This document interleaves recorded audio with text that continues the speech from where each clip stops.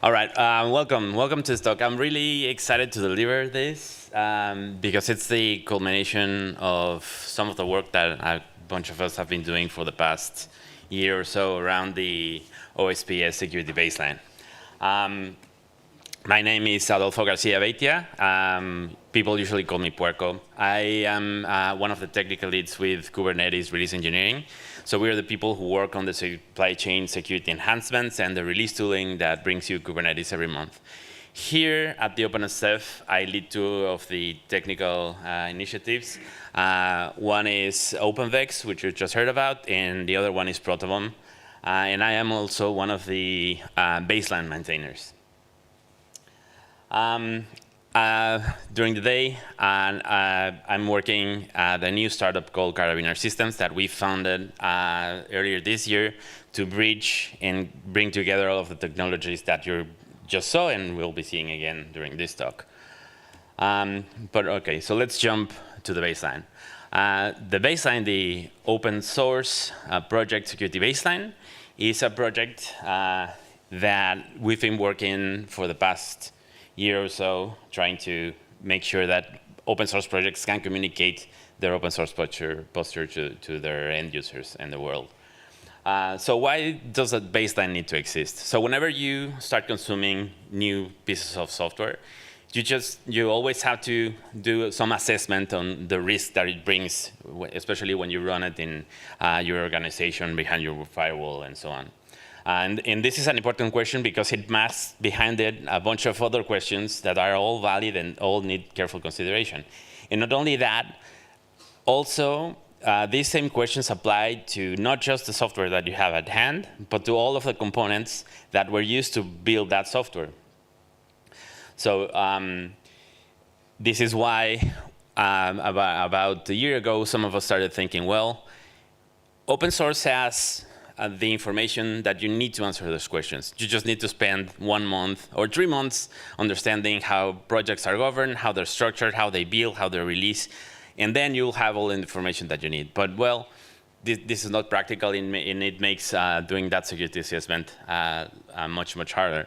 So we were thinking, what if we could come up with a framework that would funnel all of that information in a single pane of glass, so that whenever people look at open source projects, they can instantly know where they are in maturity-wise and what their security posture is. And this is how the baseline was born. The baseline is a minimum set of security controls that projects have to implement. The baseline defines currently, it's still under development. We had the first preview release earlier this year. It defines around 45 or so controls, split in 8 different areas.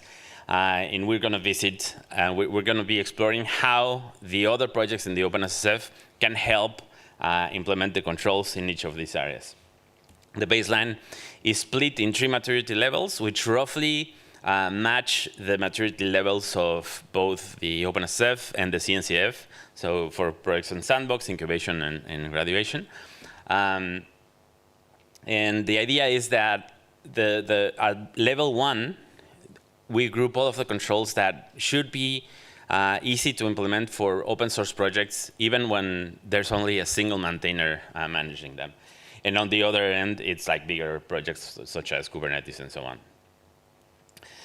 The baseline also maintains a catalog where we reference our controls in the baseline to other security frameworks externally, such as FED, RAM PCI, the EUI Cyber Resiliency Act, and so on. Now, when you're working on implementing all of those controls, just telling you that everything is built and implemented is simply not enough. If you think about it, we just heard how in commercial software sometimes it's perceived as being more secure. But if you really think about it, the only thing that having a company behind a piece of software gives you is that you get someone to yell at when things go bad. Because companies also need to implement the same security controls that open source projects need to implement if they both want to be secure. And in fact, we've seen time and time again how breaches reveal that companies can fail at implementing security just as much as open source can fail at it. And it's understandable because security is expensive, it's difficult, and it's usually not part of your core proposition of value. So you cannot, but the important thing is that companies will promise you that they're implementing all of that security, but those promises are not enough. And most importantly, they're not enough to enforce true security when you're trying to do a security assessment.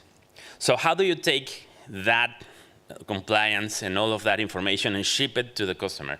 So ideally, what you want is that the piece of software that you're evaluating to run can tell you the answers to those important questions. And this is, in order to be able to use that information, the information has to have some certain properties. It must be verifiable. It must be, you shouldn't be able to forge it. You shouldn't be able to repudiate anything. And most importantly, it must be cryptographically linked to the piece of software that you're that you're describing. And this is what we call an attestation. And in this talk, we're going to be talking about attestations, specifically in the In-Toto format. So what is an attestation? An attestation is a signed set of claims about the subject. The subject, in this case, being the piece of software. So the attestation has two parts. The subject, which in this case could be a binary, and most importantly, the subject can be anything that I can identify with a hash. And the second part of the attestation is the claims that I'm making about that subject. In the predicate can be any JSON, any piece of JSON that I want, but most often what you'll do is you'll use some of the formats that already exist out there to, because you want people using those attestations to still be able to work with their tools to parse and work with the data that you're providing them. And to finalize the claim of the signed set of claims, you wrap all of that information in a wrapper, and then you sign it. And this being the OpenSF, we prefer signing things with Sigstore. Now, when you have an attestation, you attach it, you have information that is associated with your binary. And you can produce any number of attestations about your software. And we're going to see how open source projects in the OpenSF can generate those attestations to comply with the baseline. Now, let's talk about continuous verification. So when you have a set of controls, such as those defined by the baseline, you want to make sure that verification is happening continuously. It can be on a time-wise basis, like every now and then doing the verification, but also you can do it at every change. So, for example, when you push to your repository. And we're going to be taking all of the sections of the baseline and seeing how we can generate attestations to verify. So in our model, we're going to be working on, let's say that we wanted to tag that last commit to do a release, and then we're going to start building all of the information. So the first set of controls, access control. Access control in the baseline is specifically designed to prevent that malicious actors can inject commits into your Git history. And for that, we look at the configuration and security of your VCS, of your version control system, such as branch protection and so on. In the OpenSF, we have the SALSA project, the supply chain levels for software artifacts. And SALSA has different tracks. One of them is the source track. And the way the source track works is that when you have a commit in your Git history, the SALSA tooling will look at the configuration and the security of the repository and generate an attestation with the security features that it sees configured in your VCS. Then this is an example of a SALSA source predicate. So I generate this predicate, wrap it in an attestation associated with the commit, and then I attach it to the commit, and then I have that done. And the idea of SALSA is that as more commits come in, each of them starts getting their own attestation. And the cool thing about the SALSA source tools is that all of the attestations reference the previous commit attestation, so that you know that there are no gaps in between them where people can inject malicious things into your repo. So you generate the salsa source attestation, attach it to the commit, and that gets you far ahead in the access control commits. Next up, legal. So the legal set of controls in the baseline deal with mostly licensing. So is the project publishing their licenses? Is the license OCI approved or from the Free Software Foundation set of licenses? And what we need is a format that was designed to convey licensing information. And we have just that, and it's called an SBOM. So originally, of the two formats, SPDX was originally designed to convey information about licensing. We know them as a list of components of ingredients of software, but it was originally conceived to carry information. SPDX maintains the license list that we use to exchange licensing information. So you generate an SBOM, and it must be a good quality SBOM, because people will often exchange SBOMs which are very crap, to be honest. But if you have a good quality SBOM that contains licensing information, you can generate an attestation about it, and then that gets you the legal controls in the baseline. Next up, governance and security assessment. Security assessment is what you hear. I do an assessment of my project, write it up somewhere, and publish it.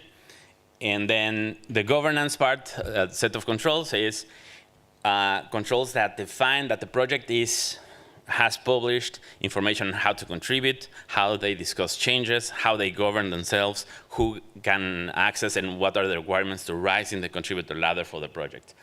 And to comply with this set of controls, we're going to be using another project in the OpenSF called Security Insights. And Security Insights, if you haven't seen it, is a specification of a simple YAML that you write, and you put it in your repository. And here's a fragment of a Security Insights file. It lists who the maintainers are, if you have enabled vulnerability reporting, and so on. So to comply with this set of controls, I grab the contents of this one, turn it into an attestation of the type of Security Insights, attach it to the commit, and then that gets me far ahead in those two categories. Next up, documentation. The documentation controls in the baseline expect you to publish user guides, expect you to publish information on how to verify the integrity of the artifacts that you're downloading for the project, and other sorts of documentation. And to comply with this, we don't need new attestations. We have two options. One is using the SBOM. The SBOM has a list of all of the files in my repository. In those files, I can use pattern matching to say, OK, if I'm publishing docs / whatever, then expect me to be passing this control of the baseline. Or the other one is that SBOMs have the capability to link to external references. So if I have a commit in my SBOM, I can create an external reference and say, OK, this is the documentation of this software project. And the other one is adding the documentation to the Security Insights file. Security Insights has specialized fields to publish the information that actually match the ones, the controls in the baseline, because they have been evolving together, so it's a really good match. So you generate, based on the information that may be contained in your Security Insights file, or your SBOM could get you compliant in the documentation category. Next up, quality.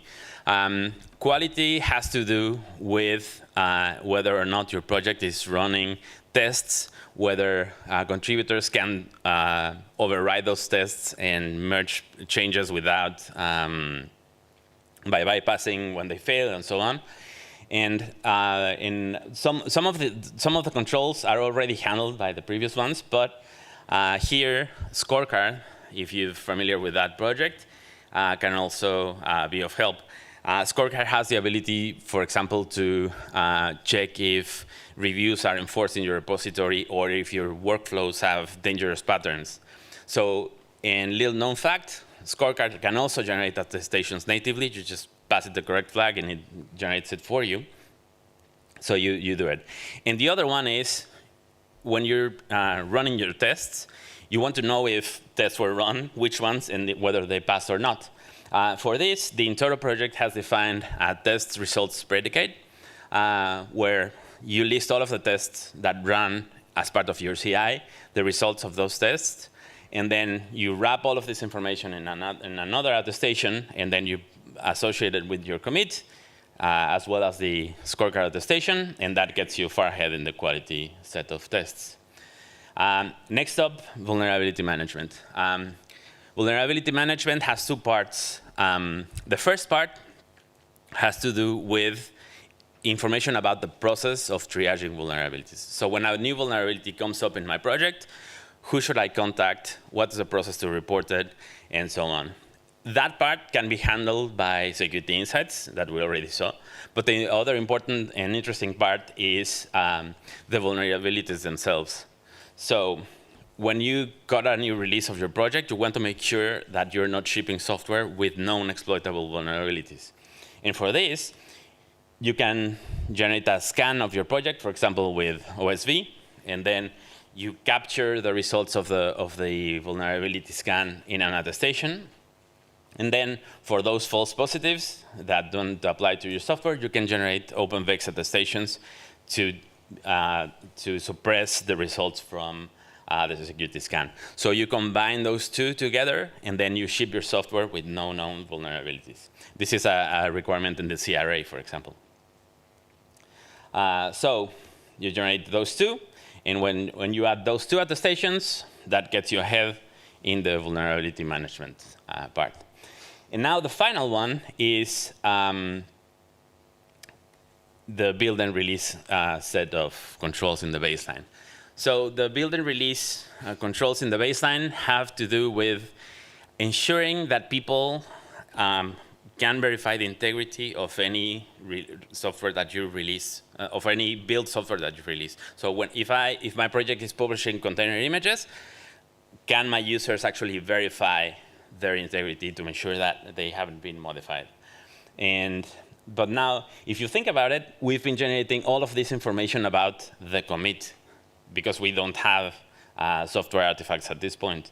So how do we make the match? Because remember that the original question was about the artifacts. Should I run this binary or not? So how do I tie those back to the commit? Well, the answer is, again, Salsa. But in this case, it's Salsa, the build track, not Salsa, the source track. When I build my artifacts, I should be generating a Salsa attestation that captures all of the ingredients that went in the process, like the process that I ran to generate my images and to compile my binaries. And now that attestation captures everything in it, including the repository and the Git commit that was used to build those artifacts. So that keeps me the link back to the commit. So now we have this system of attestations that we can bring together and finally energizing everything because all of the components came together. So now we can do policy decisions on the data that we just published. So once I have that set of attestations, that gets me ahead in the build and release. So using that scenario of attestations, I can get most of the controls in the baseline. Now, next up, how do I enforce that data? I have all of this information, and now that I can access it and I can look at and verify all of that information, which is unforgeable and it's linked to the artifacts that I'm trying to enforce. The question is, how can I enforce it? And this is what my company has been working on, which is a project called Ampel. Ampel, which means in German traffic light, but it's also a backronym looking for a meaning. We call it the Amazing Multipurpose Policy NL. So we're getting there. So what Ampel does is that whenever you have an artifact that has, you're asking this kind of questions, and it has a lot of supply chain information associated with it, Ampel can understand all of the formats. It can work with any kind of JSON, but it also has plugins to understand all of the formats that we just saw working. And then You write policies, and the rules in those policies can look at the information contained in those attestations, but it's not like just checking whether the attestation is there or not. We can actually go inside of the attestation data and perform even transformations. Like, for example, we can take the vulnerability scan and the OpenVex data and cross it to give you a single unified document where you can use, when you can draft policy on it. And then, based on the rules and the policy, it will tell you if things line up or not. And then we capture all of that information and give you a pass or fail grade for the whole policy set. And the cool thing is that policies can be matched to security frameworks, such as the baseline. So you can see here, this is a release. I don't have time to do a full demo, but you can see here a release of all of the baseline controls based on attestations, and Ampel is looking into each of the attestations, and based on the policies, looking for the information that it needs to check inside of each of them. Now, keep in mind that this is coming from unforgeable evidence. Everything is signed, and you can even check the keys that were used to sign it, or the identities if you're using Sigstore. So there's no forging of this data. And the final thing is that Ampel is designed to be embedded across the whole software development lifecycle. You just saw it running in a GitHub release, but we can also use it to gate when you're pushing things to a registry or when you're pulling in your build containers and so on. The baseline is a complex example, but you can use it to enforce a policy of just simply one thing. And yeah, so basically that's it. I'm hoping that gives you a good idea on how all of the projects in the OpenSF can come together to deliver a true security solution that you can actually use to write policy and gate important processes of your software development lifecycle. We have community meetings, which are horrible for Japan time every Tuesday, but we're always happy to accommodate and maybe think of a APAC friendly time zone if people are interested. We have a repository with the baseline controls. You can check it, all of the list of controls. And if you're interested in seeing the policy engine, trying it out, it's not open yet, but it's open, but it's not, we're having the first public release in a couple of maybe next week or so. And yeah, so thank you.